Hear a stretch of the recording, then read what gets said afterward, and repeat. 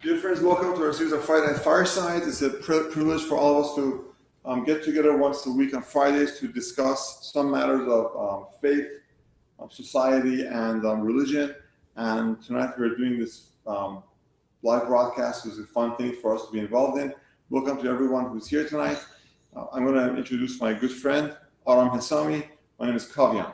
Dr. Aram Hessami is a good friend of mine. Those of you who have heard him before, he's a dynamic, passionate philosopher. He's a great thinker and it has the expertise of being able to tie in a lot of social movements with philosophy and with the postmodern critique. And so tonight he'll be discussing some aspects of the Baha'i faith and postmodern thinking, especially the postmodern critique of knowledge and of power.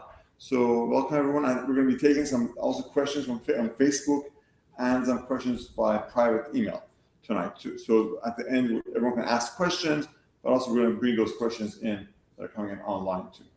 Well, this is you, and I ask you to welcome Dr. Aram Hessami. Thank you, Kavian. Thank you. Kavian had to choose a very difficult topic, namely postmodern thinking and religious beliefs in general, and then the Baha'i faith in particular. So I feel compelled to tell you my arguments first because of the difficulty of the subject matter. I think it will cut into having less confusion. I will make two general arguments. The first argument would be that postmodern thinking, and especially the rejection of absolutes, do not necessarily reject religious beliefs at all. That I'm going to make one argument about religious beliefs and postmodern. In other words, are they compatible? Can you be a postmodern and still hold on to your religious beliefs or religious feelings?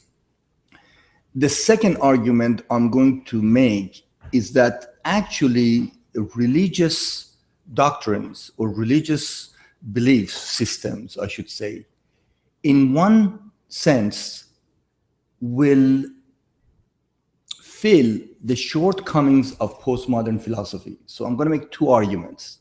One is that they're not incompatible. And secondly, I'm going to make this argument that, as a matter of fact, religious-moral doctrines or beliefs will fill the blind spot or the shortcomings of postmodern philosophy. So that are those two main arguments I'm going to do, and then we'll open it up for questions. Just have to define what postmodern thinking is first. And I think for the most part, the question for ordinary people becomes, well, what is postmodern? How can you be postmodern? Modern means hip or means up to date or means current. It means contemporary. How can you be postmodern? In what sense would you be postmodern? The term has been around for a long time, and it really goes back to the structuralism in French philosophy, but post-structuralism, and especially with a number of philosophers that are associated with postmodern thinking, ostensibly French, but also American. Lyotard, Foucault, everyone knows, Derrida, very famous, and of course, Richard Rorty from University of Virginia, all of whom have died now, contemporary philosophers. The question has been, generally, when it comes to postmodern philosophy, has been that postmodern philosophy has attacked and, in essence, has rejected the entire traditional philosophical movements from Plato to even the Enlightenment and modern philosophy. In other words, it covers from the rejection or challenging traditional philosophy, but also traditional thinking about knowledge, or what we call epistemology. Episteme means knowledge. Epistemology is theory of knowledge. How do we know? And in this rejection, it has been claimed that postmodern thinking is in essence, in denying knowledge or denying the existence of truth with a capital T or reality with a capital R. These are some of the prevalent views on postmodern, at least, mentality. I need to give you my view of what postmodern thinking, I think, is. And I draw on a very beautiful letter, I should say, that Derrida writes to a Japanese, it's called a letter to a Japanese friend. That's how it's translated. And in that letter, a Japanese, inquirer or a philosopher or a professor asks him about postmodern thinking and postmodernity, and of course, what has come to be known as the project of deconstruction, D-E, construction, deconstruction. Derrida says that who is more faithful to the principle of the Enlightenment, namely those who question reason itself or those who accept the conclusions of the Enlightenment and modernity without providing a critique in the same spirit, because the Enlightenment itself was a critique of the dogmatic views of the past. Therefore, postmodernity, according to Derrida, has not come to reject modernity. It has come to basically continue in the same tradition, providing a thorough critique of what has become of our modern-postmodern world or philosophical thinking. Now, this may be totally in contradiction to the first view, rejection of philosophy, rejection of the Enlightenment, rejection of science, and especially rejection of what we call the scientific method.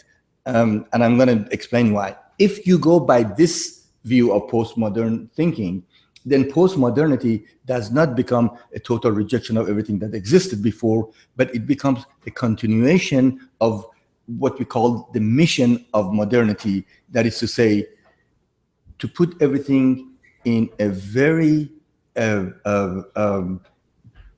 precise, critical glasses. And the term deconstruction, it does not mean destruction. It means to break it apart, to show how something has come to be. In other words, there's a distinction between construction, destruction, and deconstruction. It's like how you debone the fish. When you debone the fish, you really don't destroy the fish. You just very carefully, you take the fish and you take the skin, you take the meat, and you bring the bone out. In other words, the project of postmodern thinking becomes to show us how we have become who we have become as a culture, as an individual, as a society, as a civilization. So therefore, I don't see postmodernity or postmodern thinking as a rejection of every philosophy that existed.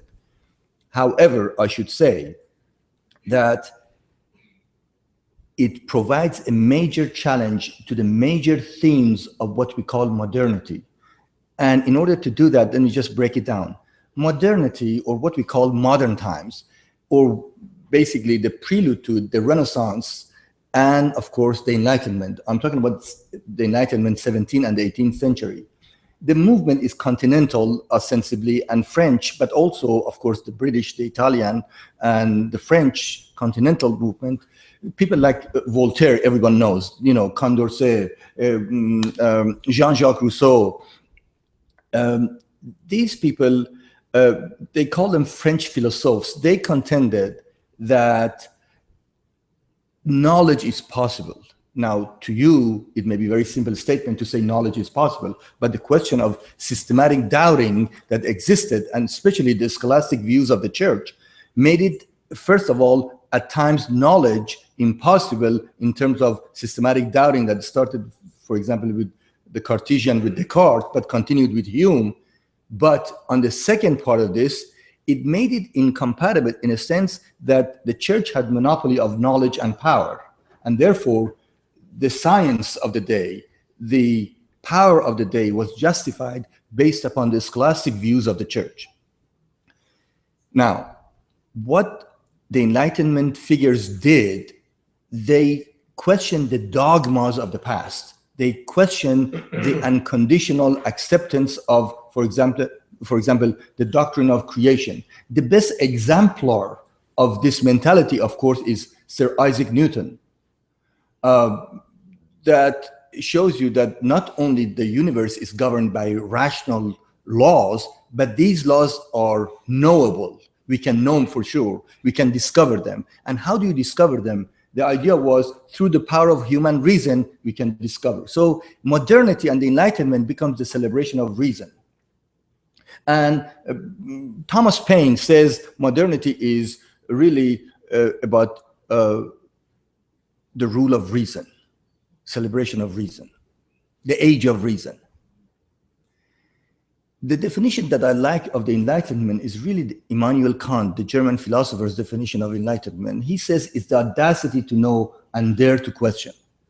It is in this vein that I contend that the project known as postmodern thinking is only a continuation of modernity. It is the audacity to know and dare to question.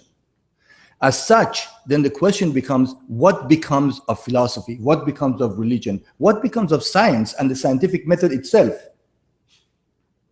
Now, the reason postmodern mentality or postmodern label has been used to dismiss all of these philosophical movements prior is because they provide a basically major challenge to the mentality. Let me explain.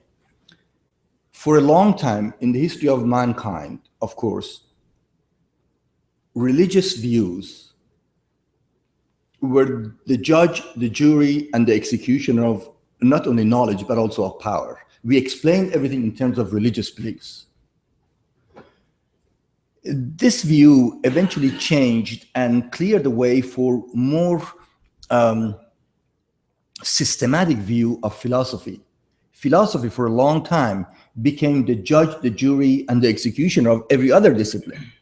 Wittgenstein makes a very astute statement. He says philosophy is self-proclaimed judge of everything else. We judge everything else by philosophical, and philosophy becomes, the only paradigm, the only criteria with which you challenge or you criticize everything else.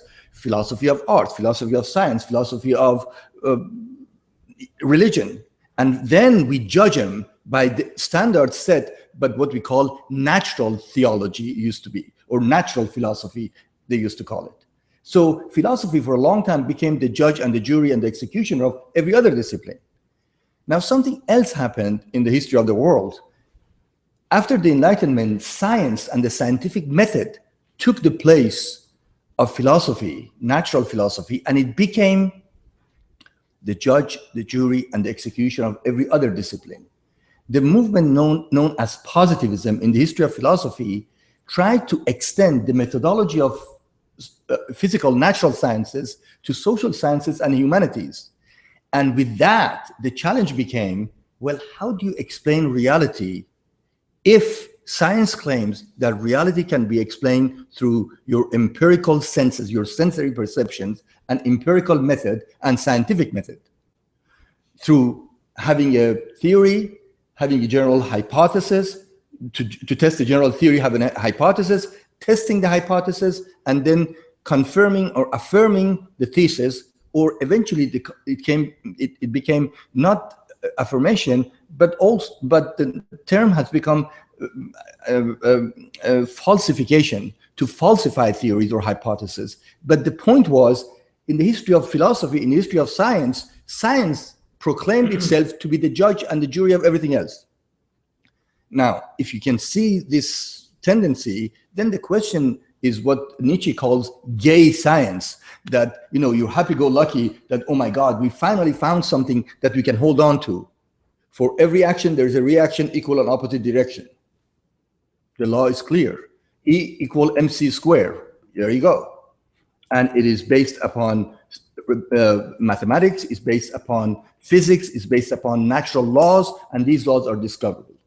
Now, postmodernity poses a challenge and claims that there is no reality with a capital R any more than there is any truth with a capital T.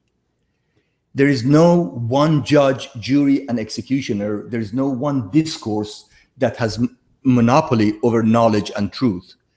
Notice that they're not rejecting knowledge, truth, reality. They're just saying there is no reality with a capital T or capital R.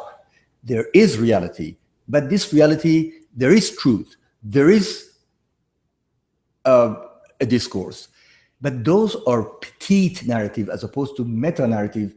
I'm using Lyotard's description. In other words, there are small truth and small reality, and there is this reality is socially, and here's the claim, the reality that we experience is socially and linguistically constructed. We did it. We are doing it. And when I say we, it means we, the plural. We, the community. We, the people who use language. People, actually language is more ubiquitous, more widespread than anything else. And it is the cozy relationship between thought and language is explored, especially and particularly in the writing of Derrida, when it comes to the written text as opposed to the spoken words. It's very significant, his contribution to understanding voice, semiology, and versus text and understanding of the text. I don't want to get into that discussion. It's a beautiful discussion to have, but the point is that reality is socially, linguistically constructed, and it's constructed by all of us. Not only by regimes of power, as Foucault calls it, but by every individual who participate, who even don't participate in the formation of knowledge and power. From the way you treat your child, from the type of toy you buy for your daughter, whether you buy a bus for your son and a Barbie doll for your daughter, these are regimes of power. These are the discourses. These are stories that you tell your children. From Cinderella's story that is told in many different ways, in many different languages, in many different formats. These stories, these petite narrative, these eventually create a reality, but they're mutually and socially constructed, which means they can mutually and socially be deconstructed, which means they can be socially, mutually changed. Now, having said that, postmodern thinkers then question the validity of these claims, whether it's by religion, whether by philosophy, or whether it's by science. Because scientists, for the most part, they think the methodology is quite clear. Science discusses facts. Science tries to stay away from subjectivity of values. Science tries to stay with mathematical formulation that is basically analytic and, of course, certain. Now, postmodern thinking dismisses, and here I'm going to talk about my second part of this in conjunction with the claim that I made about postmodern thinking. Here is a key component of postmodern thinking. Thomas Kuhn is very famous for his book, The Structure of Scientific Revolution. It's one of the most significant books ever written, I believe. His theory that ostensibly discusses the way science changes talks about normal science, and then the challenge that's posed by what we call revolutionary science, how one science is replaced by the other. Think about, for example, Euclidean geometry or Newtonian physics that is basically overcome by, let's say, Albert Einstein's relativity theories. How one paradigm, one shift in one science takes place from the other and vice versa, and what happens in this process.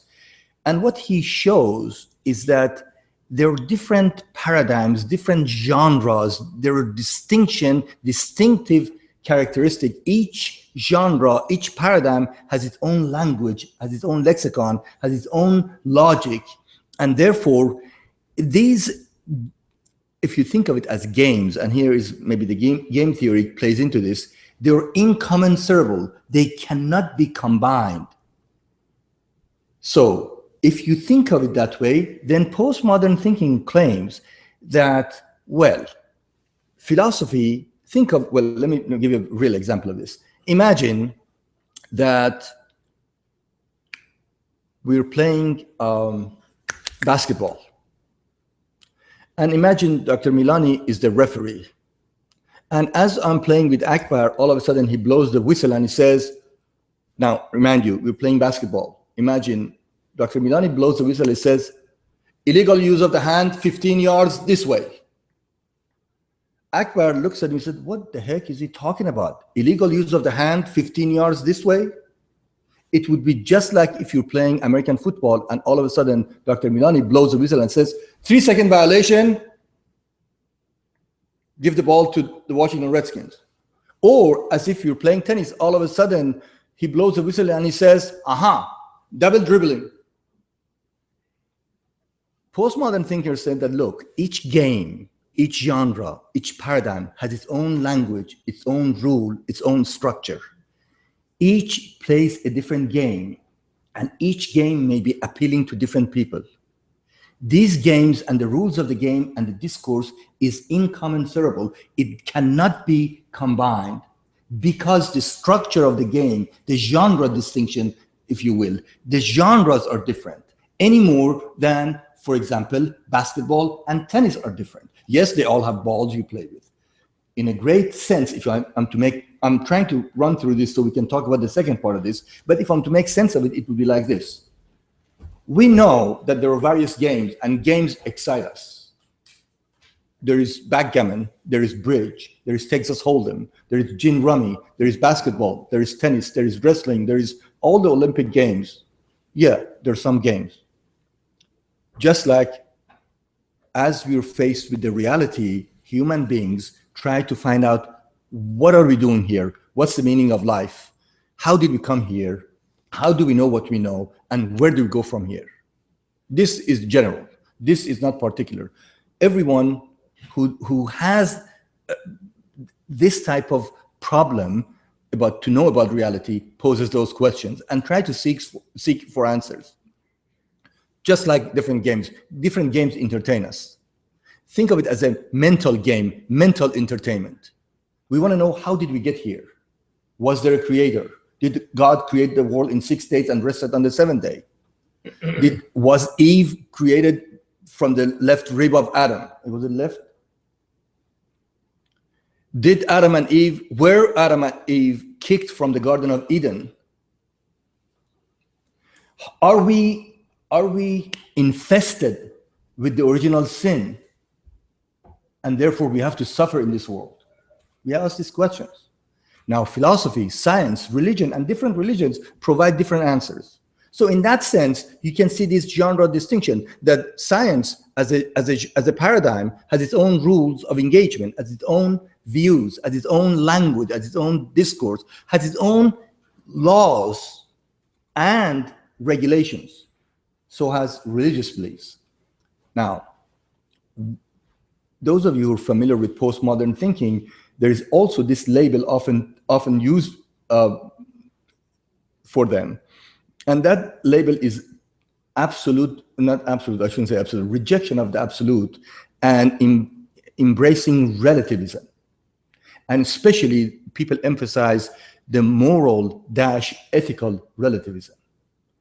Moral-ethical relativism comes out of this mentality because if reality is socially and linguistically constructed, and there is no absolute reality with the capital R or absolute truth with the capital T, then these petite narrative, this petite reality, these social particulars are socially constructed in Saudi Arabia one way, in Somalia another way, in Iran in another way, in America in another way, and therefore our social reality is culturally, linguistically, and practically determined. And therefore, there is no right or wrong as such to label one as totally wrong or absolutely wrong. Therefore, truth becomes relative to the contextual understanding of the culture, of the time, of the place, of the discourse, so forth and so on.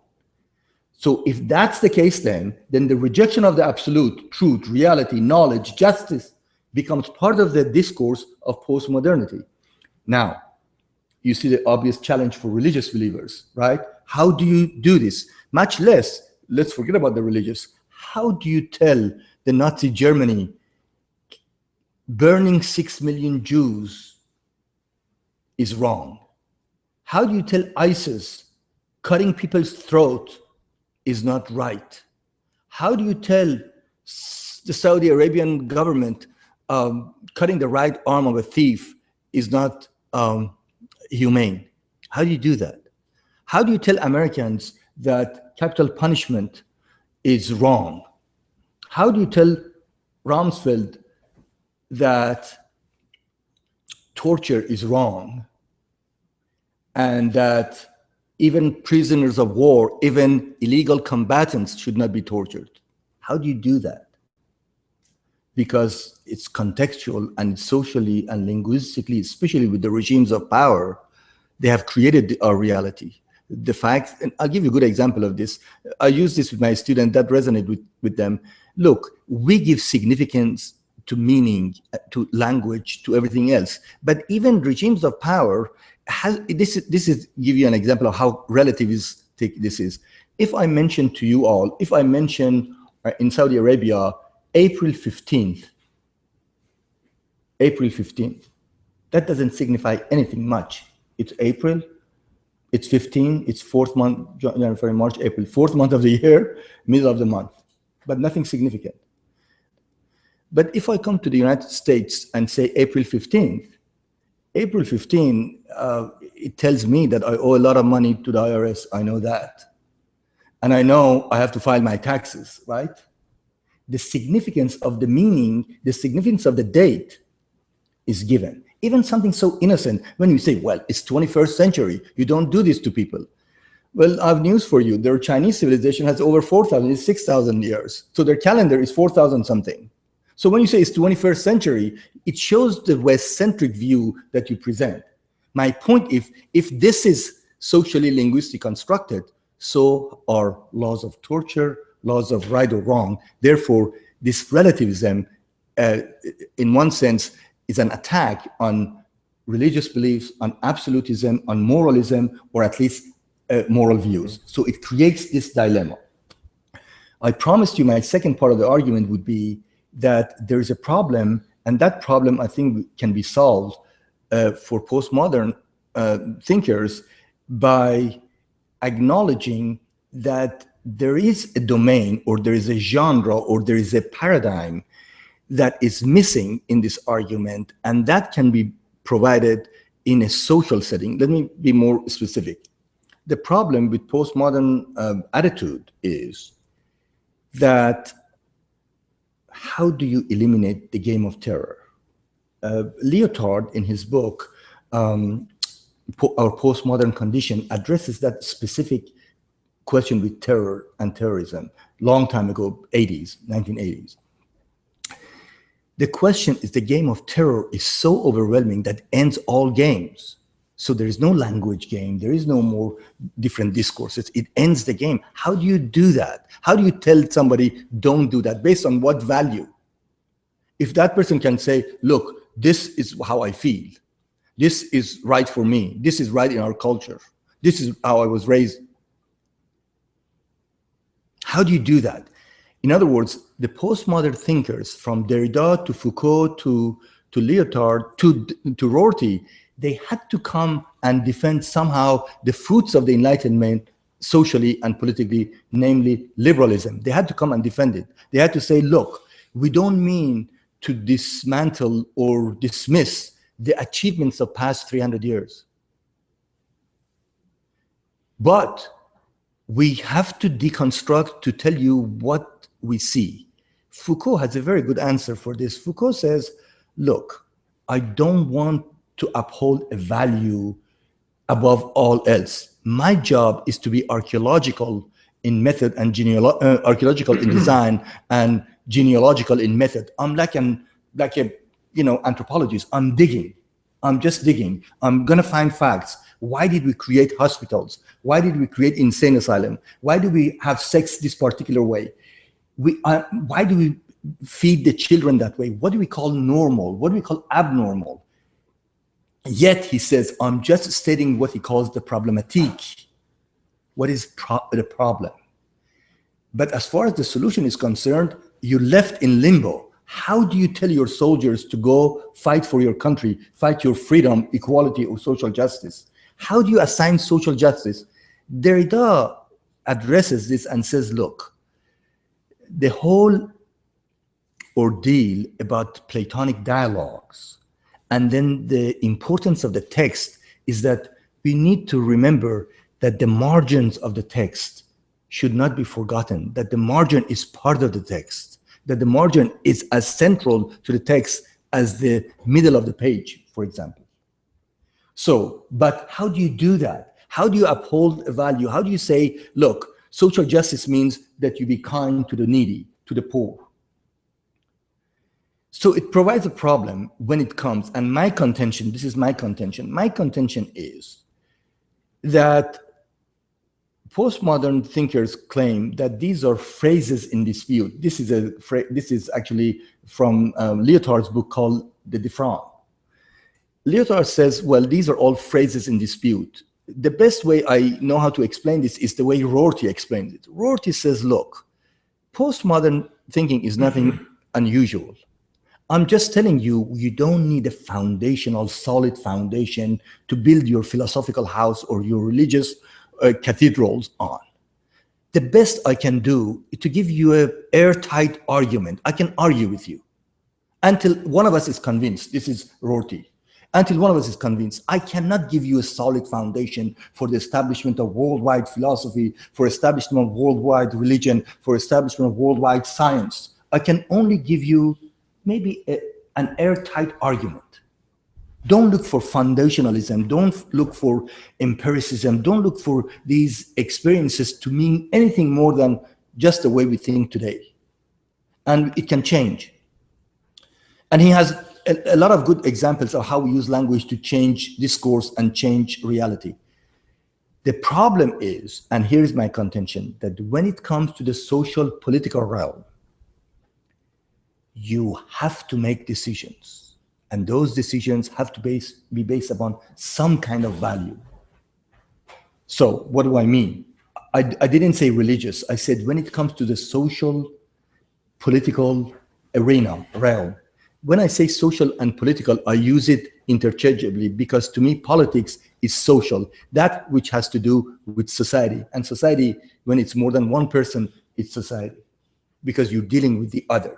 When it comes to dealing with the other, then there are no phrases in disputes. Phrases are in disputes. But W.I. Thomas has a very beautiful statement. He says, if men, I'm quoting, if men define situations as real, they are real in their consequences. If men define situations as real, they are real in their consequences. In other words, if I say that the final solution to the German problem is to exterminate 6 million Jews, regardless of the veracity, the truthfulness of the statement, it has consequences. And that happens in the social political arena. Various claims to justice, various claims to equality, various claims to freedom, various claims to order and what I call security in the world come to the social political realm and decisions have to be made. This is much different than philosophical esoteric discussion about the ultimate truth or knowledge, This has to do with power and with actually getting things done. If you look at it this way, then there is one arena that the esoterical discussion about the ultimate reality or truth can be dismissed as a philosophical argument between the scientists, the religious believers, the Platonic and the Aristotelians. You can even bring John Rawls or Heidegger into this. Fine, we have a discussion. But when it comes to social political realm, we have to make decisions and it matters. It is here that I think postmodern thinking can benefit from some kind of a moral compass or some kind of a social political discourse. And the way I see religion, if you dismiss the first part of this, that as an esoteric discussion about the ultimate truth or knowledge, then if you look at religion, any religion in general, if you look at religions as one way to make sense out of the world and to basically think of it as educating the people or teaching the people, then the question becomes not whether one religion explains God better than the other, but what kind of individual does it train? What kind of society does it educate? So the ultimate test in a social realm is not whether there are many ways to God, or whether God or the Trinity, the concept of Trinity, should be a discussion about the ultimate essence of God. But the question becomes, what kind of religion produces what kind of followers? And how do you decide in the social realm? Now, a religion that is pluralistic, a religion that does not believe in absolutism of values and believes in contextual understanding and cultural sense and sensibilities and adjusts to it, certainly is not in contradiction with postmodern mentality of socially, linguistically constructed reality. As such, then, there is no contradiction in claiming that, I'm going back to the statement that I said about postmodernists last, there is no contradiction between believing that there are different paradigms, that different games, and religion is one of them, much the same way that science is one of them, or Sufism could be one of them, Islam could be one of them, Judaism could be one of them. Science is one, spiritualism is one, you can say Shia, Islam is one. The question is not whether they're incommensurable. The fact is that they exist. The question becomes, would you dismiss religion because of postmodern mentality as totally nonsense? If you do that, then it is not in accordance with the basic principle of postmodern thinking, because you have eliminated that which has something to say, and it has to be what has been pushed to the margin because of science, scientific methodology, and scientific achievements. So if you leave what Derrida says, if you leave the gap, if you leave just a little space, then religious discourse, religious believers, religious doctrine, religion in general has a role and has a place in a postmodern world, especially when it comes to social, political discourse that has to do with upholding values. Now the question becomes, is the religious believer or religious doctrine traditional, fundamentalist, absolutist, or is a religion according to basically knowledge, reason, pluralism? Is it about heterogeneity or homogeneity? Is it about pluralism? Is it about incommensurability? Is it about accepting that there could be many different ways, many different interpretations, many different openings, many different closing, many different adjustments even within the faith? And I think in this sense, I don't see that because of postmodern concerns, you can dismiss all religions in general and all believers in particular. And in this sense, I think that religious believers have something to say, or religious teachings have something to say about spirituality. This is the other of reason. Let me explain. In a history of philosophy, you see that from time to time we champion a particular value or principle. For example, for Platonic philosophy, of course, the word of forms or ideas becomes so important. In Hegelian philosophy, the same. Objective idealism becomes important. In Descartes, you see reason. In for example, Aristotle, you see practical reason, and moderation becomes so important in this. Now, the question is, would transcendentalism or would religious believers or spiritualism, do they have something to say, and would they be contributing to the discourse that would be all-encompassing, showing you different aspects of the same reality? It's like the elephant, Maulana's elephant. Now, do religious believers have something to say, and can they train when it comes to the social, political arena? Can they educate? Can they train? Can they foster pluralism? Can they foster practical, pragmatic, rational, logical solutions to today's problem, and especially when it comes to social justice, I think modern religions have a lot to say. And I think that Baha'i faith has a lot to say about social justice, especially adjusting to the discourse of modernity, to the methodology of individualism, to the methodology of plural, to the principle of pluralism, to the question of heterogeneity, to the question of even oneness of all in terms of all-encompassing world and humanity. In other words, the distinction between races, the distinction between the color of the skin, gender, or even knowledge, how much knowledge you have, does not exclude you from being a member of humanity and should be treated as such.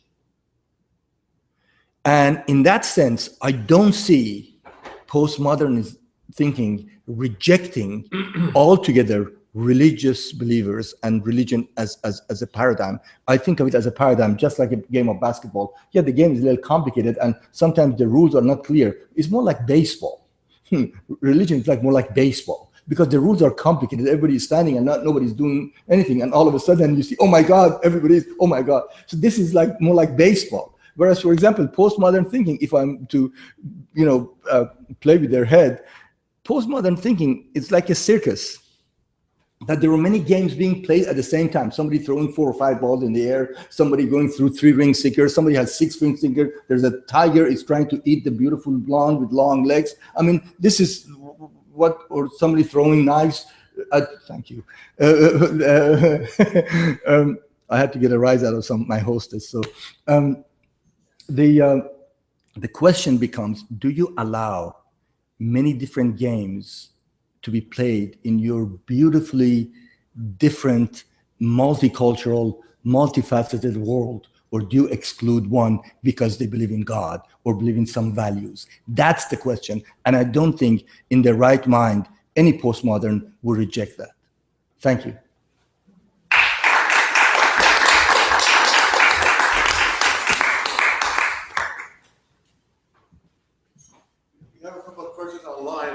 I'm going to say a few words about that before we get to it. So I think that one thing I want to point out, after thanking Dr. Hessami for such a beautiful exposition, this was like almost a couple of classes in a seminar that he condensed and provided for us. Yeah. So that was a really very intense exposure to postmodern philosophy from the beginning of it to the end, to the critiques that we're interested in. But I think the most important thing I want to point out right now is this, is that we may think of kind of the postmodern thing as, or inclusiveness in a sense, or diversity or relativism, but really this has been part of religious traditions. I mean, if you look at the Bible, for example, that is not thought to be a postmodern book per se.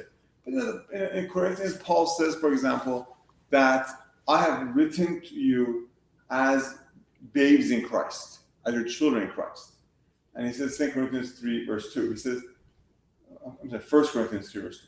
And then he says, well, but you're babes in Christ, so I cannot feed you with meat. I have to feed you with milk.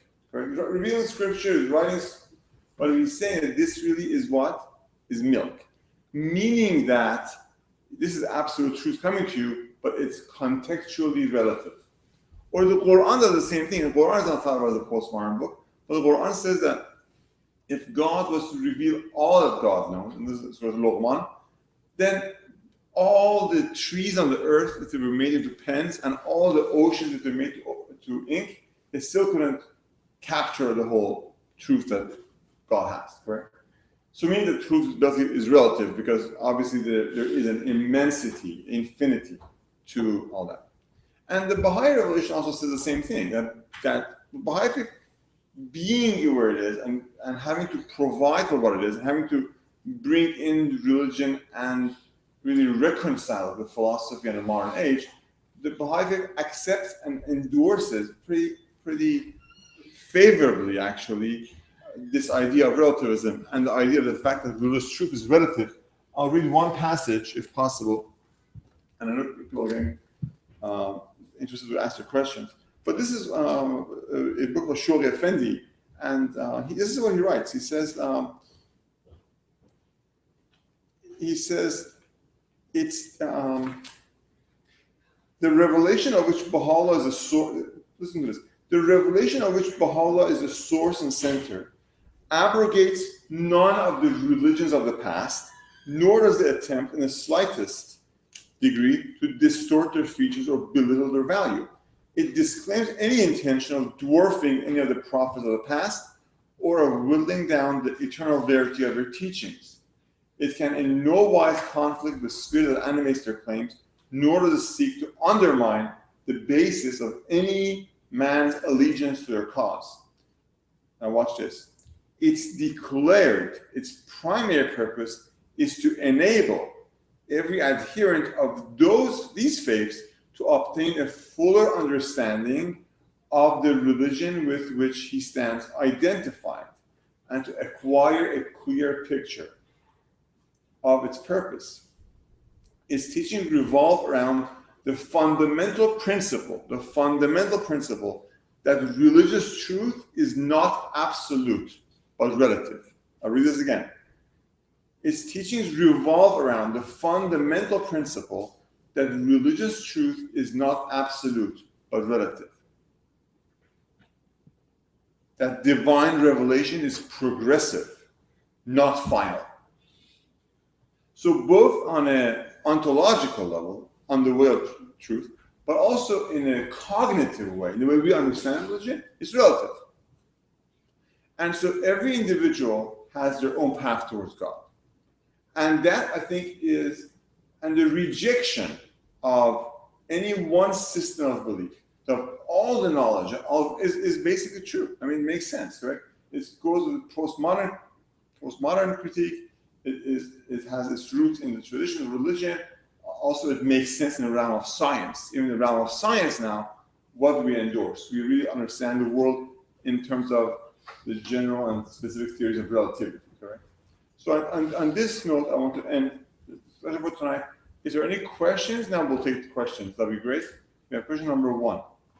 So just Dr. You and Dr. Milani mentioning that religion, okay, I mean postmodernism or postmodern theory does not have any issue with the religion. However, on the other hand, religion have an issue with postmodernity. The reason is, you mentioned that in postmodernity you can critique everything, but you cannot, when you go into religion, any religion, I'm just going to say, you cannot critique the things, the teaching of that religion. Because first, it's coming from the God, it's holy, it's coming from the sky, so it's something that you cannot teach. You cannot touch it, you cannot touch it, it's absolute truth. Whatever it is absolute truth for those who believe in that. They make, I mean, if you critique that, they make, it depends on where are they and how much power they have, they make the just offended or they make lose your life. Depends on where you look at it. So, what's your answer? Good question. 2 things. One, as you know, I didn't say religions don't have any problem with postmodern thinking. I said postmodern thinking is not incompatible with religious doctrines. So it is correct what you said. Now, I'm going to answer you in 2 different ways. One, I'm going to answer you how a postmodern would answer you. Derrida says this about Marxism, but it's also appropriate about religion. When you say religion, or when you say even specifically Christianity, what do you take to be Christianity? Is Christianity something that is independent of the believers, let's say the Protestant or the Catholic or the Russian Orthodox? Is the branch Davidians also Christians? What is it that makes it Christianity? Now, the question then becomes, if you look at it that way, the question becomes the same like Marxism. What is Orthodox Marxist? Was Lenin a good Marxist? How about Lukács? How about Rosa Luxemburg? How about Stalin? How about Mao? Are they part of the Marxist tradition? Now, we can discuss this in a basic core values of religion. What you saw, Dr. Milani read, allows for the multiplicity of avenues and multiplicity of ways of understanding the same truth or even different truth at different times. Now, this doesn't mean that traditional religion or orthodoxy or fundamentalism also accepts. This is the difference between leaving the door open for multiplicity of ideas. Did Musawik Shabani Rabera, Maulana says beautifully that you don't take the truth by the neck and you say, I got the truth. You don't comb God's hair. God doesn't have any hair. And Maulana says, what the heck are you talking about? Let the man have his beliefs. This is how he understands it. Now, the problem is that religious, if I can use Kuhn, I'll give you this. It is true what Dr. Milani said. Islam was as revolutionary as Marxism was to the 18th century or 19th century or the 20th century Europe, as it was for the Arabian Peninsula. Jesus Christ is as revolutionary as anything. Have you seen anything like this? Someone comes and totally destroy every establishment there is, financially, power-wise, question the very veracity of the power structure. Not just the power structure, the very notion of power. Moses, for God's sake, I mean, that's a revolution for you. So it is revolutionary. So it's comparable to normal science versus revolutionary science. The question becomes, why do we, after a while, why do we lose the essence of revolutionary thinking? Why do we get comfortable? Why do we come the Catholic Church to defend every action by every priest, regardless of what they did? Why do we hold on to the power? Why do we engage in real estate expansionism? Why do we become a Holy Roman Empire and control dynasties and kingdoms? That's the question, not the other one. Jesus never held any office. If you tell me if you tell me name one pacifist in the entire 24,000 messengers of God, I would say Jesus. And then you look at the great Inquisitions and you say, well, which is Christianity? What Jesus said or what the Roman Catholic Church says? So the question becomes what? Now, it is true that if you look at it contextually, and I said it, I'm going to answer it philosophically because I think this is very appropriate. The question is the debate between universalism, the general and the particular. Is truth universal and general, or is it particular? The way I see it is like human experience. Love, hate, kindness may be universal characteristic in every human being, but the particularity of how you express it could be unique in many different ways. Any more than what you see, for example, Nietzsche being different than Heidegger, or Plato being different, Aristotle being different than Plato. So it is universal. They try to answer the big question of why are we here? What's the meaning of life? Who's on first? What's on second? But that's what you do. You try to explain reality. And I think religious do that. But you're right. It's not reciprocal. In other words, the lore or the appeal of postmodern thinking is that it allows for the difference. There is this French word, the différance and difference. With Derrida plays with this word. It's beautiful the way he explains it, that you allow for these differences to both differ and differ in meaning. But religious fundamentalism does not allow that. Any fundamentalism doesn't allow that because it's rigid, and that's the difference.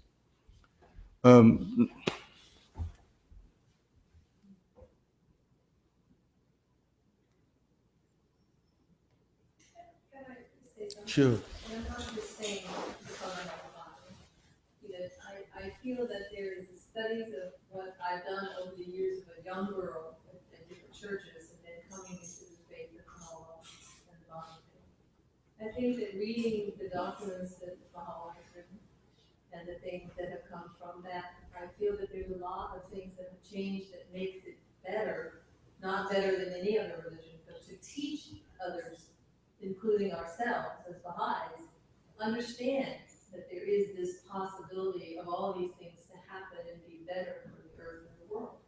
But again, those things, are happening really terribly here in the United States and the other countries. They're killing people, they're cutting heads off, and all this other stuff that's is horrible. And our children are following up from being taught here, and these kids are going over there to do the same thing and come back and kill here. So it makes it really hard. Have they been taught anything about religion? Have they been taught anything to go on? You know, people go on with some horrors, you know, and it's frightening. Good concern. This is how I see it. Think of a stream. Think of a stream that you cannot see the beginning and you cannot see the end.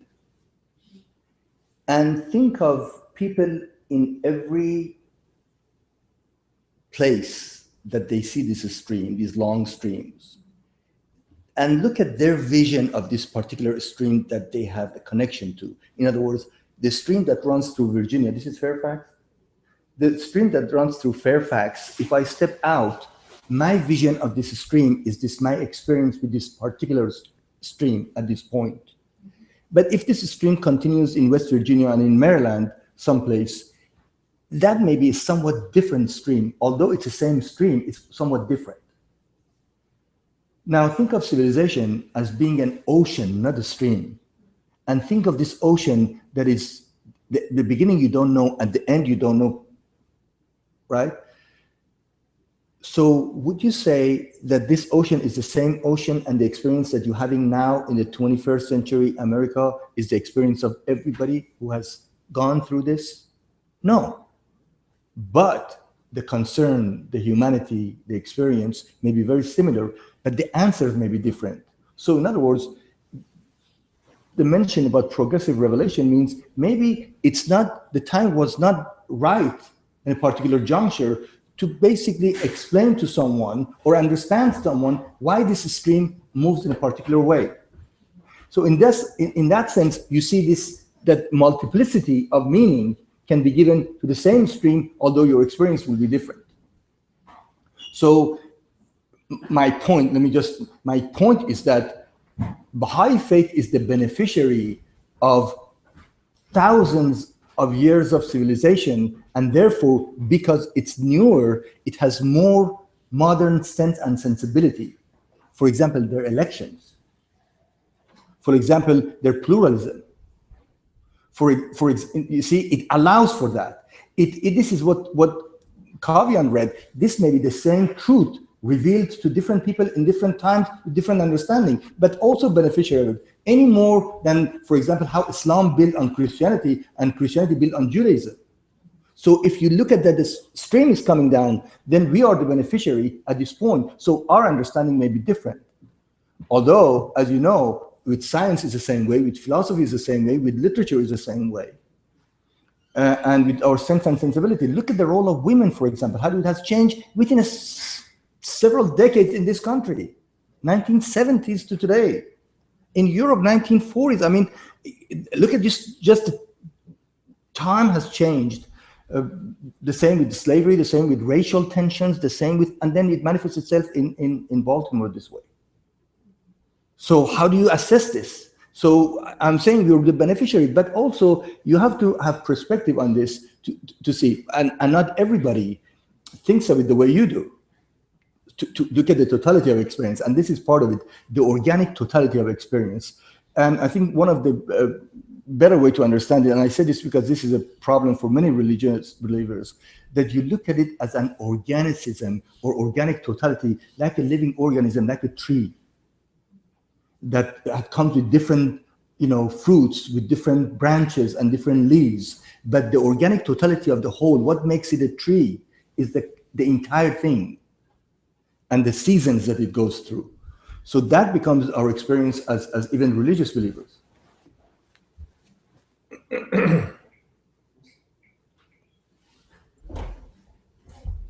add one thing to that? Sure.